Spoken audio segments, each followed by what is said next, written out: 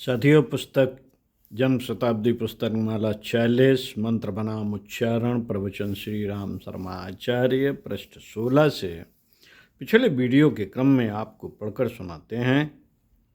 आइए सुनते हैं। मौन एक प्रकार का तप। मित्रों,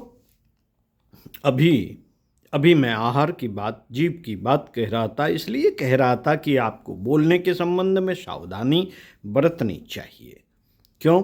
क्योंकि जीभ के द्वारा हमारी सामर्थ्य बहुत व्यय होती है। जैसे जैसे हम एकाग्रता में, समाधि में हिस्सा लेते हैं, इसी तरीके से जीभ का भी संयम है,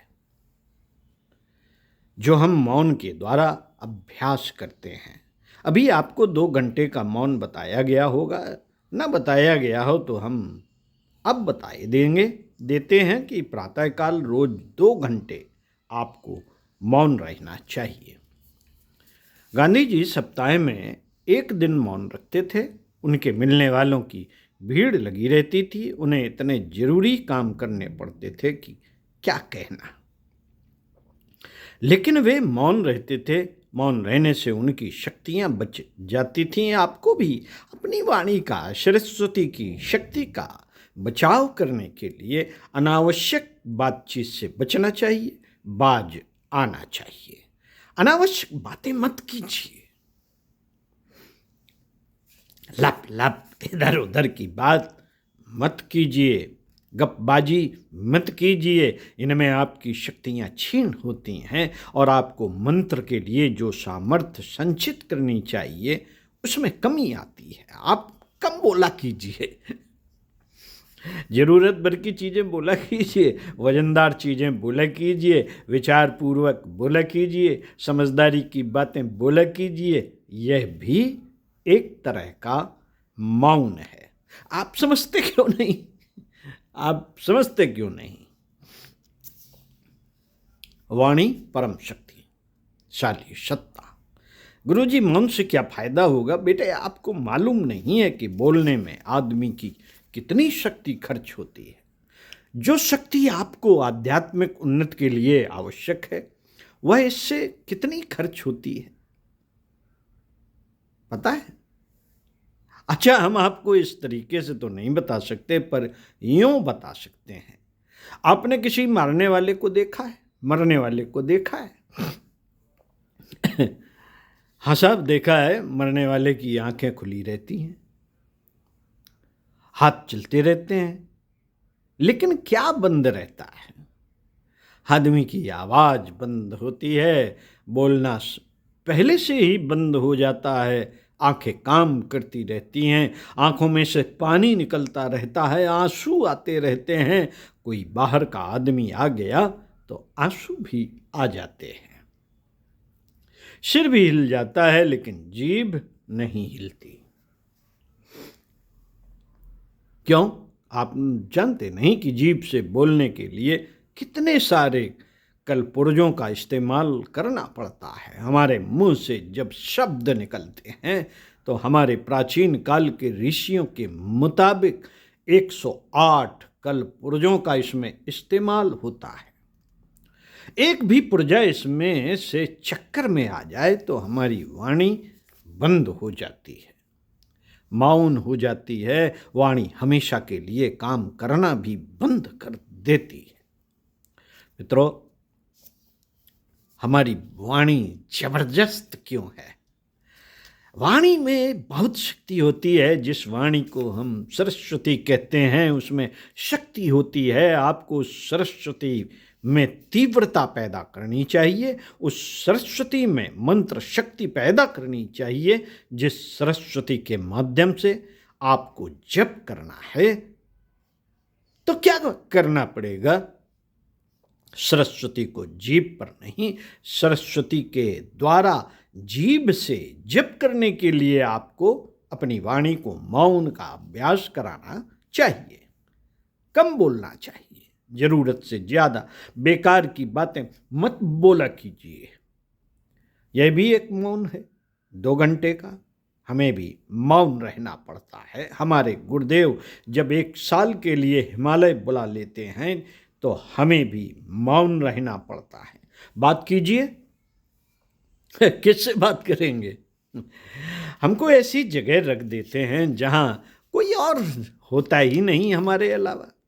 अपने आप से बात करनी है तो हमारी मर्जी है।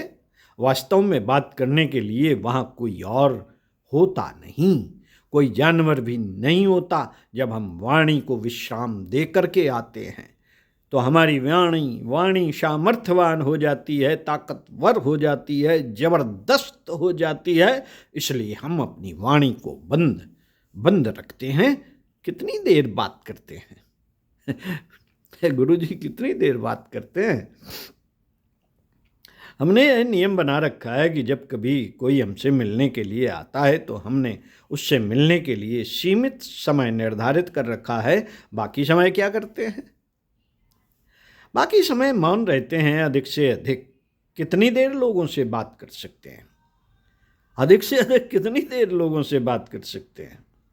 लोगों से हम 6 घंटे से ज़्यादा बात नहीं कर सकते। हमने लोगों से मिलने के लिए 6 घंटे निर्धारित कर रखा है, इससे ज़्यादा हम बात नहीं करते। ऐसा क्यों करते हैं? वाणी की शक्ति को संचित करने के लिए करते हैं। मित्रों, वाणी का संयम, जिसमें अनावश्यक शब्दों का उच्चारण भी शामिल है, अनावश्यक खाद्य पदार्थों का खाना भी शामिल है और एक अन्य बात भी शामिल है। जिस तरीके से अन्न के पीछे नैतिकता जुड़ी रहनी चाहिए, उसी तरह से शब्दों के पीछे नैतिकता जुड़ी रहनी चाहिए। हमारे शब्द इस तरह के ना हों जो दूसरों को गुमराह करने वाले हों, दूसरों को गलत सलाह देते हों, दूसरों को झूठी दिलासा देते हों, दूसरों की हिम्मत भी कम करते हों, दूसरों को इस तरह की ख्वाब में ले जाते हों जिससे कि आदमी हैरान होते हों, परेशान होते हों। क्या करना चाहिए? हमारी वाणी को सत्य बोलना चाहिए।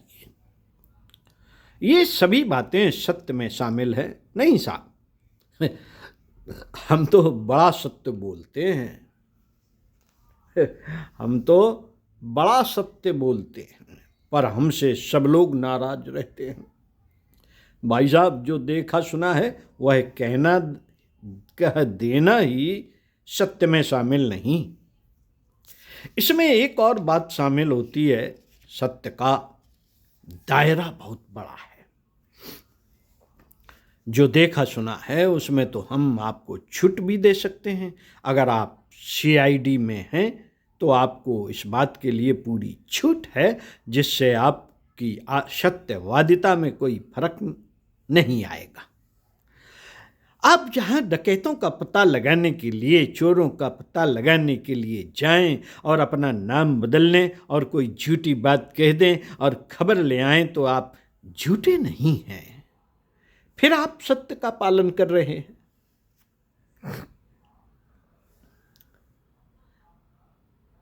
सत्य बड़ी चीज है। सत्य वहां भी शामिल होता है जहां पर दूसरों के साथ में मोहब्बत जुड़ी होती है।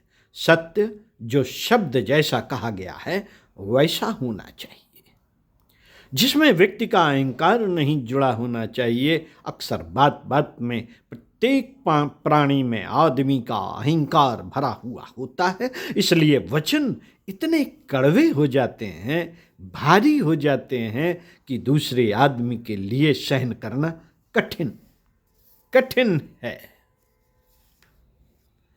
आपके वचन जब हैवी वाटर, जो कि एटम बम बनाने के काम आता है, की तरह से बड़े भारी हो जाते हैं, तो दूसरों को सहन करना मुश्किल हो जाता है। कब? जब उसमें अहंकार जुड़ा हुआ होता है और दूसरों का तिरस्कार जुड़ा होता है। आप नम्रता से बात नहीं कर सकते, आप दूसरों के सम्मान की रक्षा करते हुए बात नहीं कर सकते।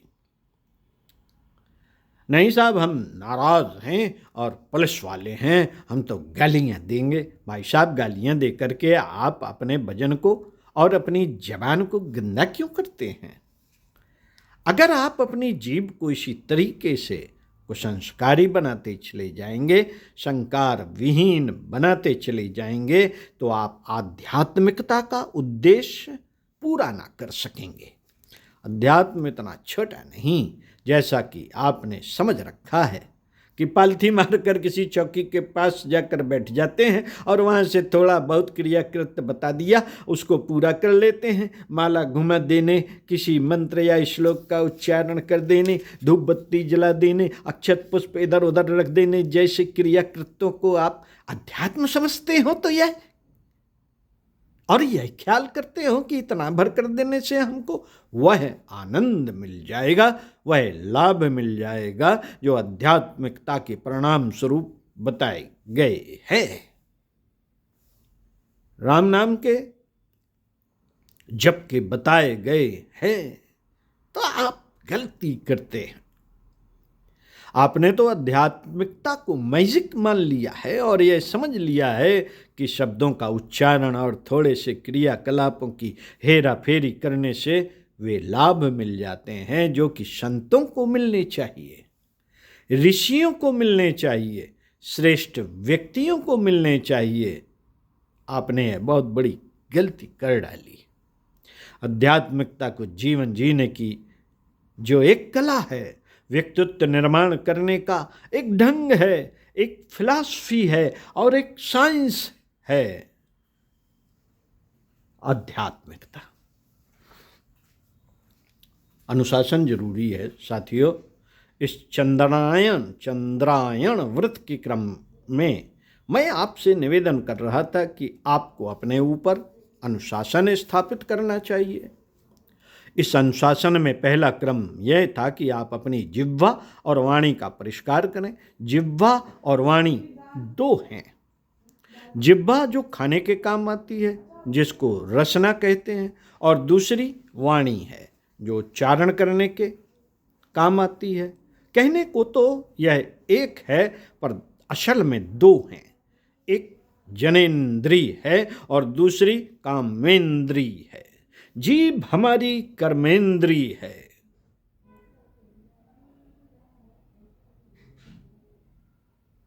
जो खाने के काम आती है, रोटी चबाने और खाना हजम करने के काम आती है।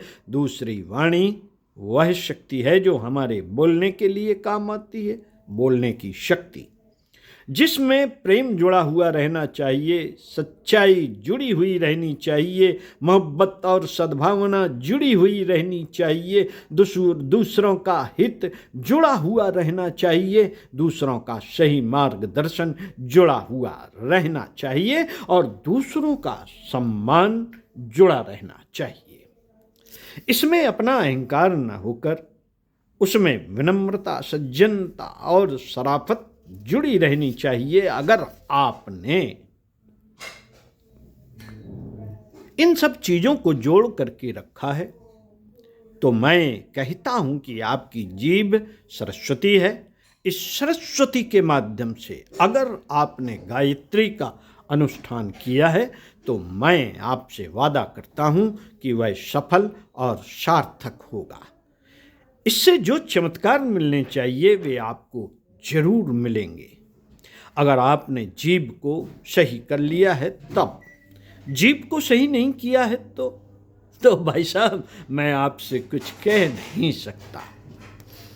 मित्रों, एक बार आपसे फिर कहता हूं, जप करें तो अच्छी बात, अनुष्ठान करें तो बहुत अच्छी बात, पूजा करें, ध्यान करें तो और अच्छी बात, लेकिन सबसे अच्छी बात यह है कि आप अपनी जीभ को ऐसा अनुशासित बनाएं जिसके द्वारा निकले हुए वचन मंत्र होते हुए चले जाएं और ऐसे हों जो भगवान की अकल को ठिकाने लगाने में समर्थ हो सके, जो आपको सफलता दिलाने में समर्थ हो सके और जो सारे के सारे वातावरण को, वायुमंडल को परिष्कृत बनाने में समर्थ हो सके। ऐसा काम अगर आप कर लें तो अनुष्ठान का पहला चरण पूरा हो जाएगा। अनुष्ठानों में इसी तरह के प्रतिबंध लगाए जाते हैं जैसा कि मैंने जीभ पर प्रतिबंध लगाने के लिए कहा है। अन्यान प्रतिबंधों की बात जिसको योगाभ्यास अथवा तपश्चर्या कहा है, उसे मैं आपको क्रमशः इन अनुष्ठानों के बीच में बताऊंगा। आज की बात समाप्त। ओम शांति। सुनते रहिए कुछ अच्छा और पढ़ते रहिए कुछ अच्छा। ओम शांति।